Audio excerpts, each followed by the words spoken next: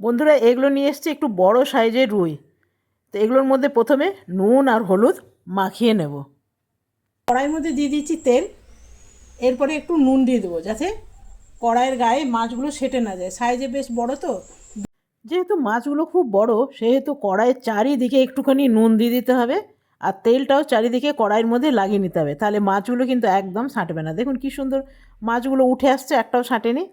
দুটো মাছ ভাজা হয়ে গেছে। এরপরে দিয়ে দেবো কালো জিরে, দিয়ে দেবো জিরে আদা বাটা, পেঁয়াজ বাটা, রসুন বাটা, দিয়ে দিলাম নুন, হলুদ, কাশ্মীরি লঙ্কা, আর দিয়ে দেবো একখানা টমেটো। দিয়ে ভালো করে একটু ভেজে নিতে হবে।